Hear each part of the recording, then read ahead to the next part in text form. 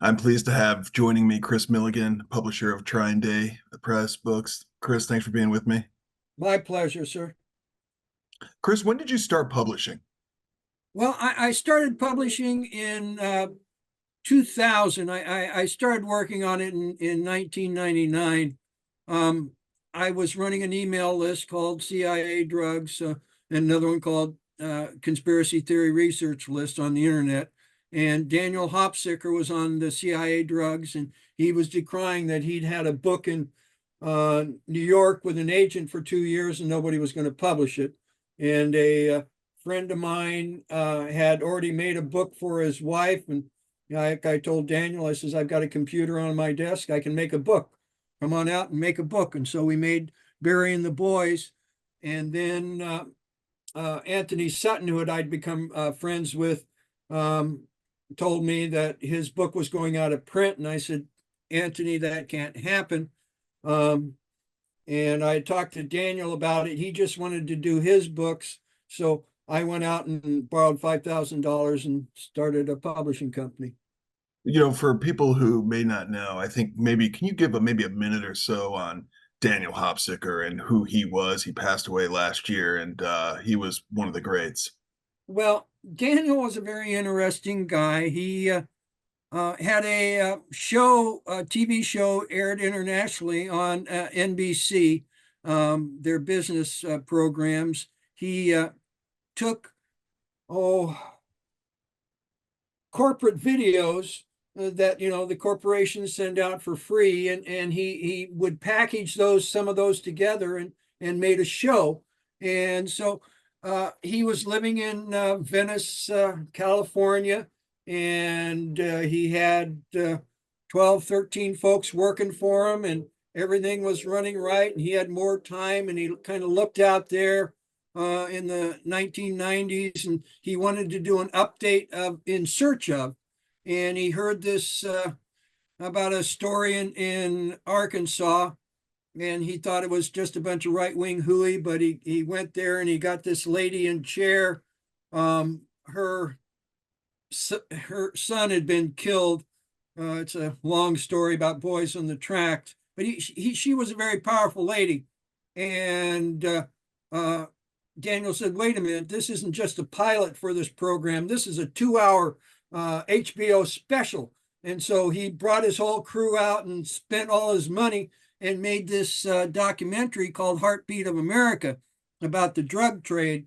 And he brought it back to LA, and he his agent, who was the agent for Robin Williams and Billy Crystal, said, let's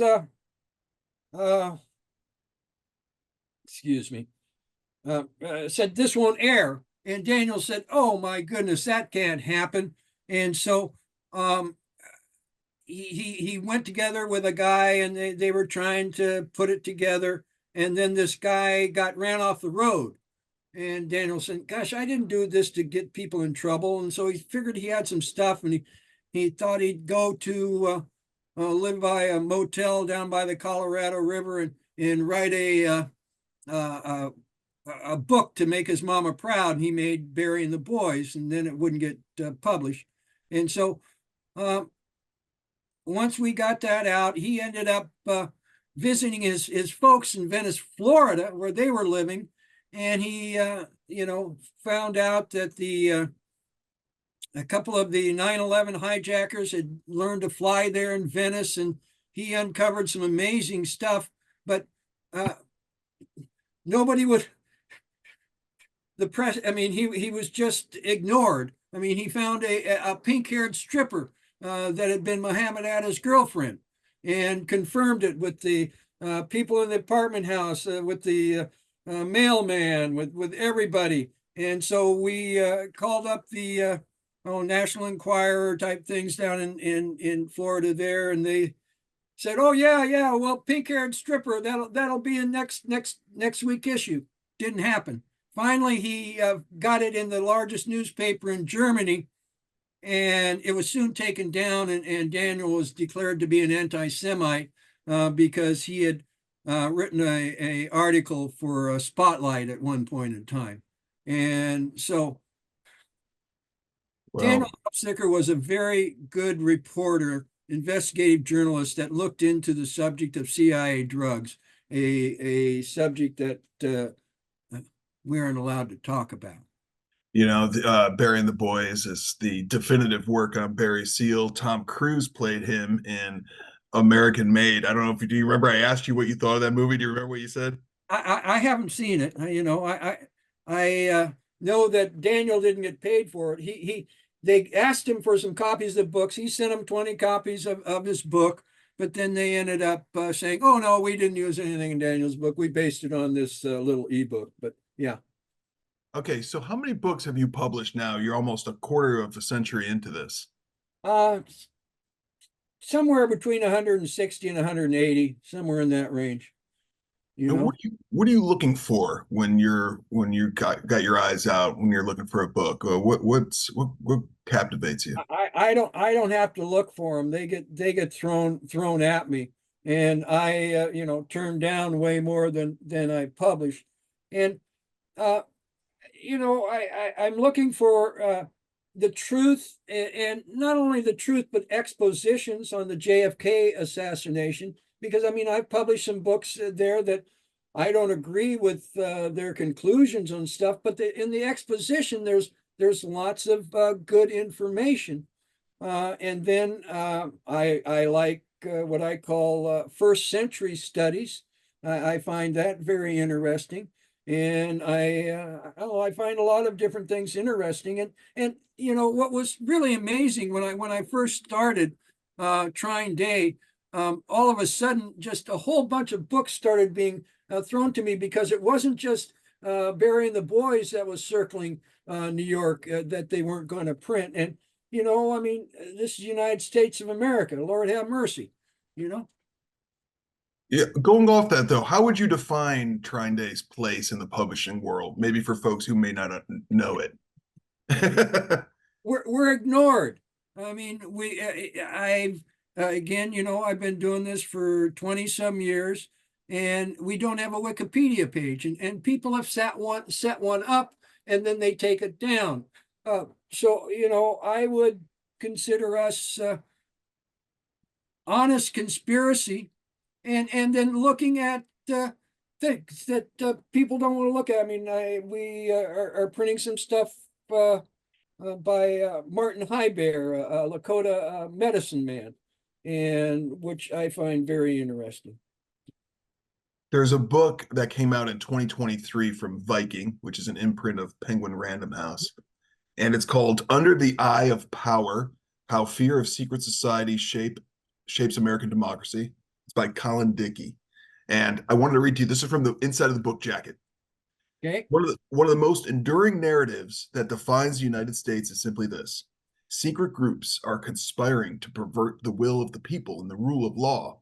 Under the Eye of Power charts the course of America through its paranoias and fears of secret societies, while seeking to explain why so many people, including some of the most powerful people in the country, continue to subscribe to these conspiracy theories. What's your reaction immediate to that description? Well, I mean, there's some truth in that. I mean, we the United States went through its first secret society square, the anti-Illuminati square. I mean, scare in the 1790s, and George Washington said, "Yeah, their tenets are here." And then we had another one in the early 1800s against the Masons and anti-Masonic, so much so that there got to be an anti-Masonic party in 1826. Had the first national convention, and then it really kind of they didn't talk about it a lot really until Bush and Kerry and whatnot. I mean, America's secret establishment. Anthony Sutton was the first person to really start talking about Skull and Bones, and he accused Bush of being a member of a sordid secret society, and Bush said he wasn't a member. I mean, they were still trying to hide it. So why do people, say there isn't any control by the secret societies. I mean, it was very interesting when I did Anthony's book, and then I was working on my own called Fleshing Out Skull and Bones. I got a call from these people, and they were looking for talking heads for the TV. Okay, and I didn't do well. Actually, I got on Fox one time, and and I started talking about drug running, and the lady said drugs, and I was soon off of there and not asked on anymore. And again, the lady Alexandra Robbins that did a story about the secret societies. She basically said, "Oh well, they really aren't much. They're just the Wizard of Oz." And so, I mean, think about it. If you had some modicum of secret control, okay, what would you do? Well, you would say it's not there, right? I mean, you would say it doesn't exist. Okay, and then there's another good book that I think people should look at called National Security and Double Government. Okay, because it talks about how the national security state, okay, has really taken over power from the president, the legislative office, and the judicial, and are running a separate government. Like I said, it's called double government, and that's really kind of what happened because the intelligence services use their secrecy, okay, to corrupt our government. Okay, and if you look at the intelligence agencies, and they are very much there were members of Skull and Bones at the beginning. A member of Skull and Bones was one of the main, hires, people that was hiring people, and I mean, and secrecy can be used. I mean, drug running. I mean, you have to drug run in secret, okay, or you get in trouble, right? Okay, and then the other thing about that is that the drugs create such a huge amount of money, okay, that it's just corrupting. It's so corrupting. It's not funny. I mean, we're working on Daniel's last book that he didn't get done, and it's called Gangster Planet. And part of it is about the planes and ships carrying the drugs, but then the other big part is about the money laundering. Okay, and because I mean, you got to set up all these, and then the money laundering marries itself to criminal activity such as pump and dump stocks and all this, because you've got to have some company over here that owns the plane, okay, but you don't want people, if the plane gets busted or whatnot, you don't want these people to get in trouble. So I mean, they create all this falseness around it, okay, which is corrupting, okay, because how does the falseness stand? The falseness stands because somebody where the rubber meets the road, okay, is corrupted, okay, and says, hey, wait a minute, you guys shouldn't be doing this, okay. No, they're saying, okay, you can do it, pay me some money and you can do it, okay. So it's I don't know if I answered your question or not. I tend to ramble now and then, but Okay, does it bother you? How about this? Let's put it this way. Where you have, speaking of the two parallel tracks, you were talking about the government and then this parallel government. Okay. How about the mainstream news and history, where you well, have the morning news show, and then this alternative track of news? That's just very similar, right? it's similar in a way in that, I mean, there is journalists out there doing journalism, okay, and basically, they get stopped by the editors, okay. They say, "Oh, well, you can't report on that story; it's not going to run." Okay, and after the reporter runs down the story a couple times and sees that it's not going to run, well, then he just doesn't do it. Okay, and your big major corporations are they have an interest in when I looked at it very hard. Here's how I see the secret societies. run the world. Okay. It's a Leviathan of 3 levels, and each level has 3 parts. The top level is mining, metal, and money. And you think about it, well, gosh, that makes a lot of sense. If I control the mining, where the metal comes from, that the money's based on, I'm in a real good position. And when I looked at Skull and Bones, I found that they had all these mining engineers, especially gold mining engineers. And then I had this one gold miner engineer that came at me that wanted to do this big book about gold mining. I mean, it was a thick book. And this was early on. I told him, I says, I don't think I can publish this book. First off, I've got a fact. I don't know anything about gold mining and stuff. And so he went off and he got it printed out of Poland. Okay. And then he came back at me with this other book. It was a little bit smaller, and it was about Jane Stanford, about her murder. And I said, okay, I would do that. I got that book out called Calling All Angels. He was dead in 7 days. Okay, he was run over by a hit and run lorry in London. Okay, and then so you got mining, metal, and money, and then you have a very active level in the middle: drugs, guns, and oil. Okay, and I mean, I talk about secret societies. I mean, it was Skull and Bones, okay, that sent Drake to Pennsylvania to do the first oil well. Okay, and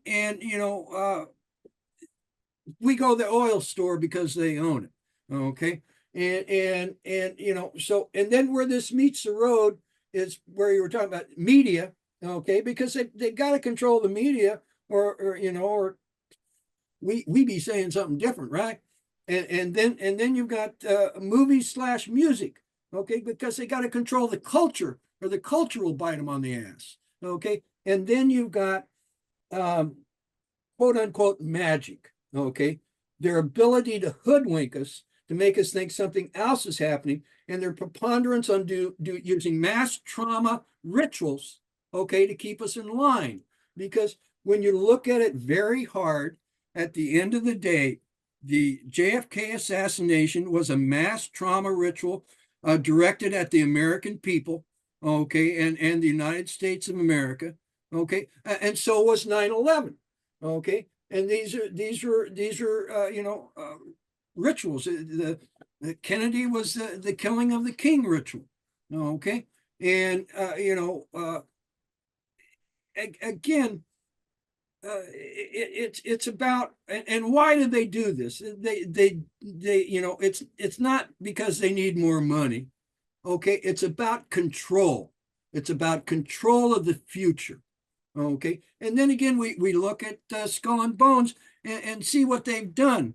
Okay, as far as secret societies, one of the very first things they did, okay, was to take over our education system and turn it into a Prussian education system.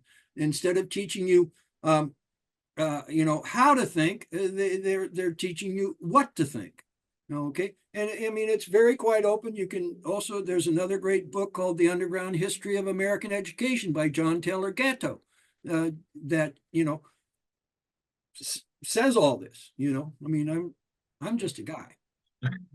But those 3 levels that you were talking about, if you look at the JFK case, you can see almost how that is a template for how that event unfolded, from metal and the role of oil and all the oil men who are happen to show up and be involved, to the media's complicity with, let's say, Life magazine, for instance, and Henry Luce and C.D. Jackson. Well, Life magazine was owned by Henry Luce. Yeah. Okay, he's a member of the Order of Skull and Bones. Okay, so yeah, I mean, no, secret societies don't have any influence here. Lord have mercy. I mean, I don't know what that guy's thinking, but yeah, we could be paranoid about it, but I'm not being paranoid about it. Okay, I'm being realistic about it. Okay, and the influence that they've had. Okay, so and the other part is dynamics. Okay, I mean, all of us together, one unital value. We have a fail-safe device, so we just don't, go all jump off a cliff at the same time. Okay, and the first fail-safe device is known to us as a dialectic. Okay, I call it the dark hallway. Okay, because you walk down a hallway and you bump into one side, and then after a while you might bump into the other side. Okay, I say some things that I know are true about secret societies, drug running, and intelligence agencies. Okay, then I find somebody that I know is a spook. Okay, and he says stuff just a little bit more outrageous. Okay, because by controlling the extremes, you control the middle.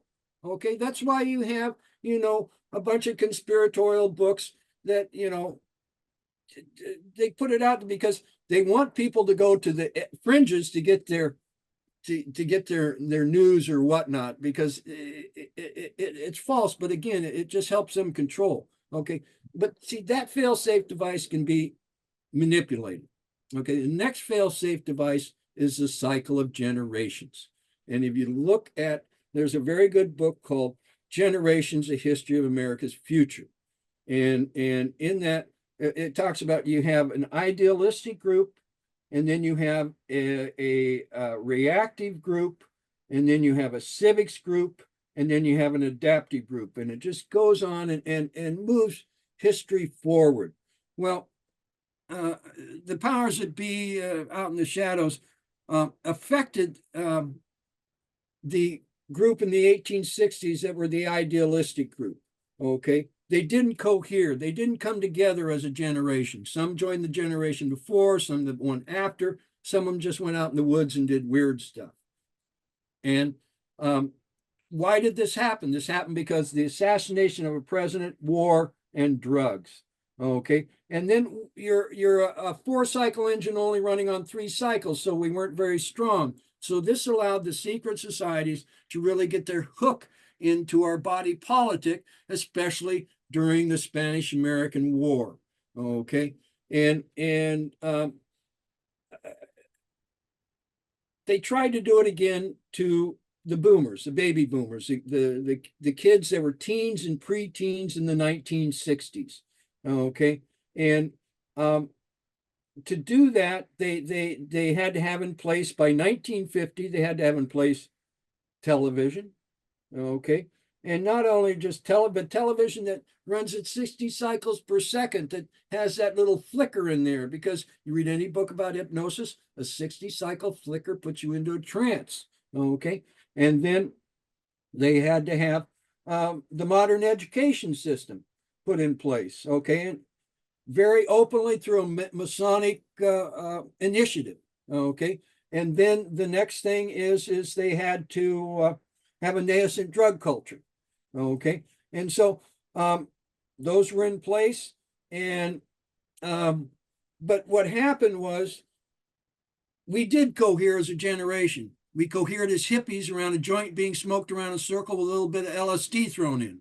Okay, because heroin, opium's pretty easy, dynamic. It's, here, kid, you want some? Oh, you want some more? Oh, how about your friends? I mean, it's a pretty simple dynamic. LSD, you can disrupt, and you can make people wear white sheets and stuff like that, but you can't control people with LSD. And then what came out of the hippies? Okay, History Channel did a big special, and they said what came out of the hippies was the personal computer and the internet. Okay, and those are the tools that all of us are using to fight the corruption of people using secrecy to lie, cheat, and steal. And that's the dynamic, what is going on. And I mean, and it's been shown to me that it's happening, because when I first started, I would have to track down the spooks and military people, and we'd talk, and sometimes these guys hadn't figured out what they'd done 20 years before. I mean, they're finally starting to figure it out, because you have compartmentalization. Okay, but then more recently, I've been getting calls from military and spook people, because there's so much information out there in the internet that they can't be buffaloed or lied to go do something. Okay, and so I'm very, very, very hopeful. I mean, we've got lots of people using the internet to try and influence one thing, one way or the other. Okay. So those people who are reaching out to you, military type, are these would-be whistleblowers then who want to do something? Uh, they kind of. I mean, mostly they just want to talk. Okay, they're trying to figure things out. Okay, and so they just ask them. I mean, I had one guy that he was a trainer for SEAL teams. Okay, and it was just amazing. I mean, they were just they were getting very upset at what they were being asked to do, and this was in I talked to him actually in about 2007, something like that, and he started talking. He tells me about these rifles, sniper rifles that they have that can hit on the target well over a mile away. Okay. And the bullet, at the end of the bullet, it's got a camera. It's got a camera in it. So the people back wherever can watch the bullets go into wherever they're going. Okay. So uh,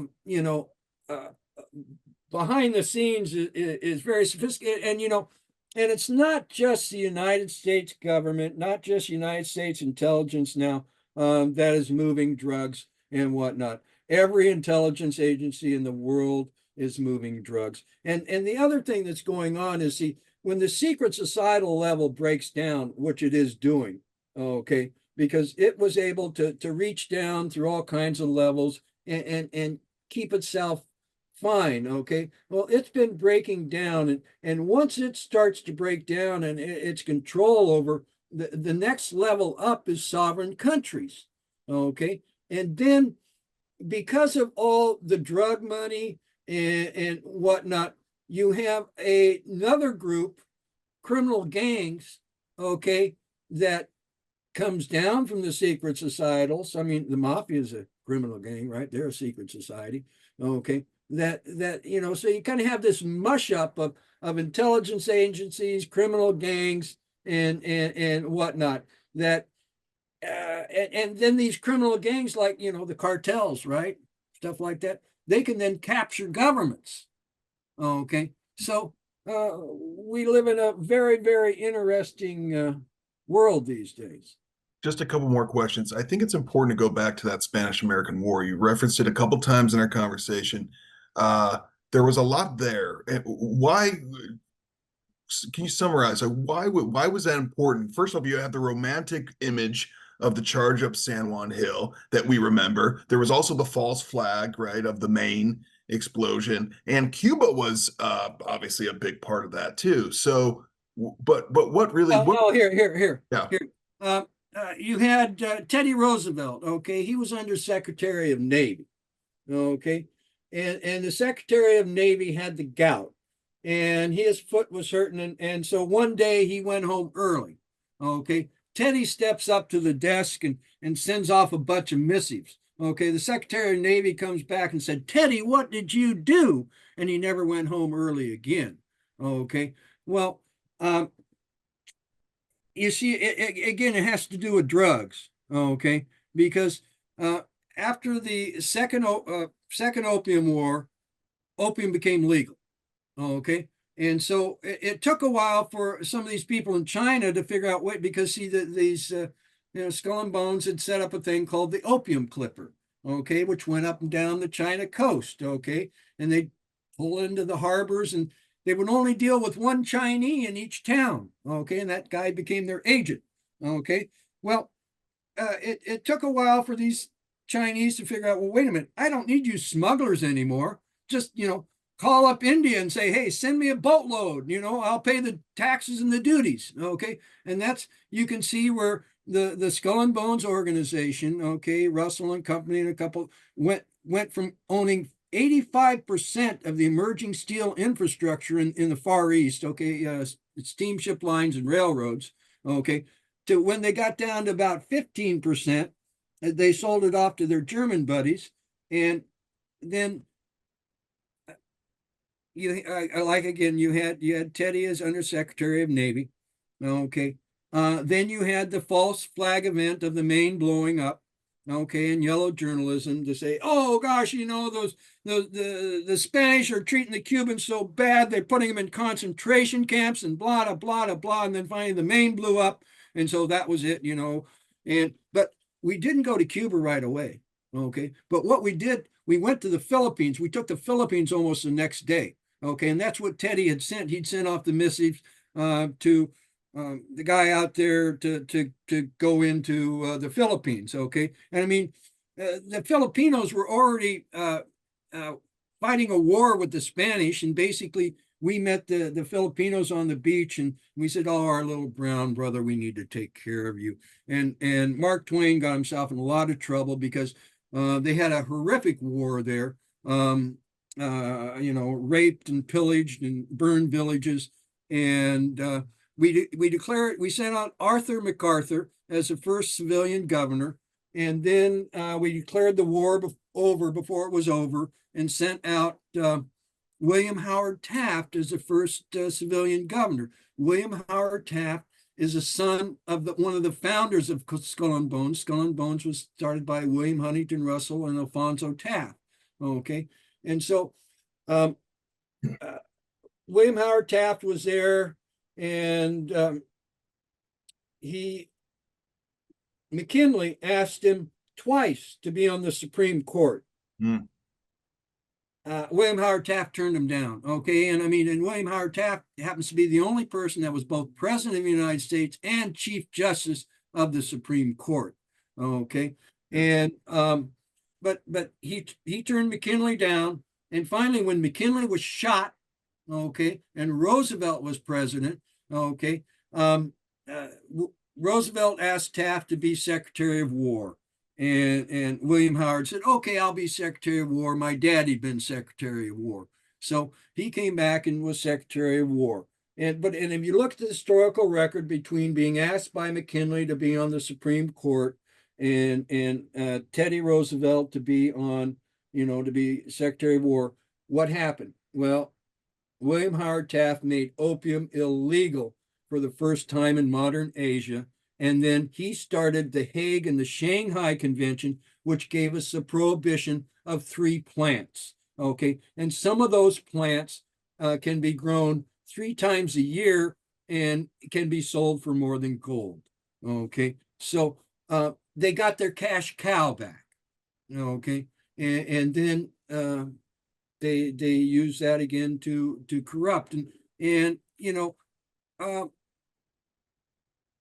the other thing is that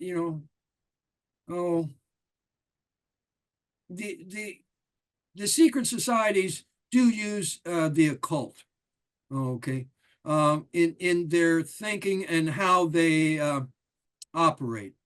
And you have places in occult circles where disparate people meet, okay, such as I've had a person that's been looking at some things in New Orleans, and they've been wondering how we don't need to go there. I'm sorry. Understood. Kris, we only have about a minute and a half left. I wanted to ask you one last question. Sure. What does the word onward mean to you? It means going forward. It means going forward towards a better future. It means going forward instead of just sitting and grousing or trying to. It means going forward. When this country was started, there was still people that felt that they had the right to own people. Okay, there was people that felt that women were not real people; they weren't citizens. There were people that so we've always been working towards perfecting the union, and to me, onward means to a better future, looking towards the future, and creating a better world. Because why are we here? Kris, thanks a lot for being with me. Kris Millegan, he's the publisher of TrineDay. Thanks a lot, Kris. Thank you very much.